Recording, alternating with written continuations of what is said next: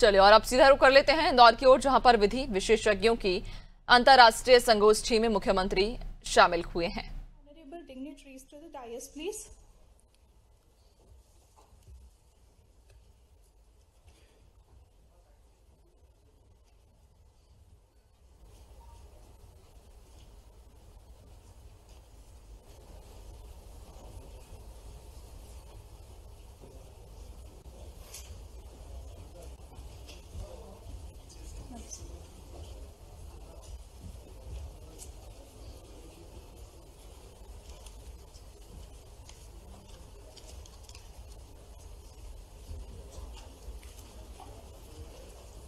Honorable Dr. Mohan Yadav, Chief Minister, State of Madhya Pradesh, Honorable Mr. Justice Jitendra Kumar Maheshwari, Judge Supreme Court of India, Honorable Mr. Justice Ehsanuddin Amanullah, Judge Supreme Court of India, Honorable Mr. Justice Rajesh Bindal, Judge Supreme Court of India.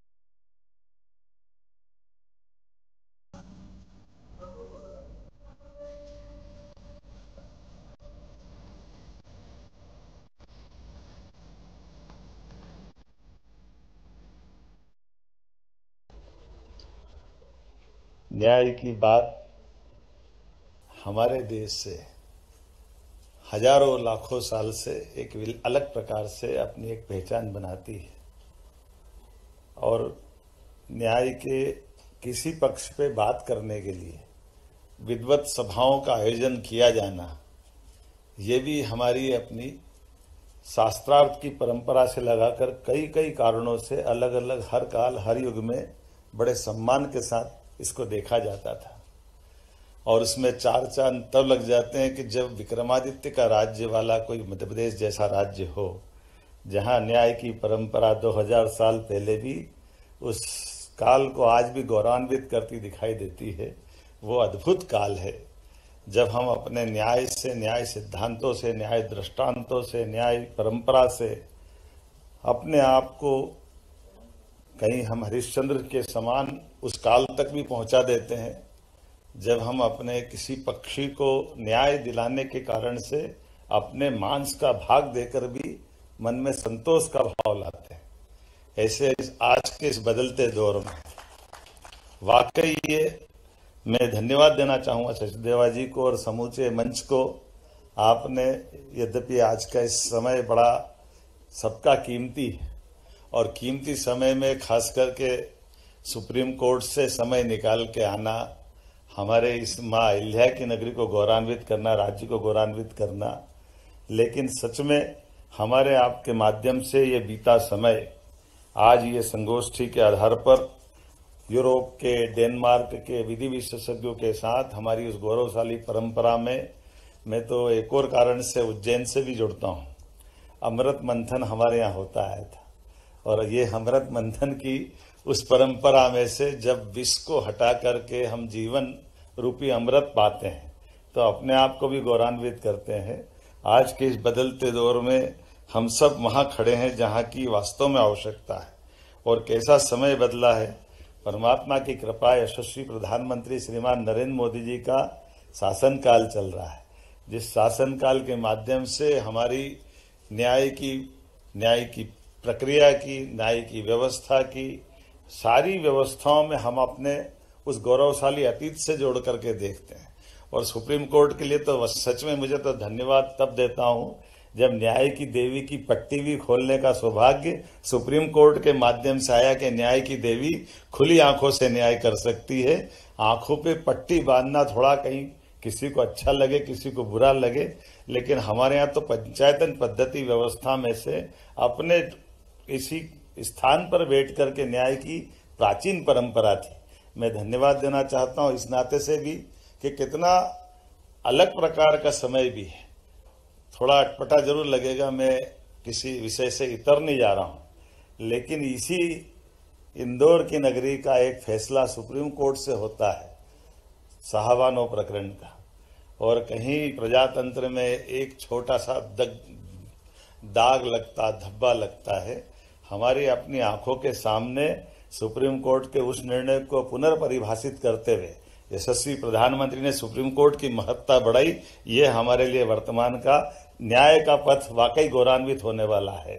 और एक और बात, जिस विषय को लेकर के समाज के अंदर अलग अलग प्रकार की धाराएं बहती थी और एक विषय, ज्वलंत विषय को टालने की जो परंपरा थी, उस टालने की परंपरा के बजाय सीना ठोक करके फैसला देना और दिए गए फैसले को लागू कराना और लागू करा करके दुनिया के अंदर भारत के प्रजातंत्र का मान बढ़ाना, अयोध्या जैसा फैसला भी करके सुप्रीम कोर्ट ने करके दिखाया।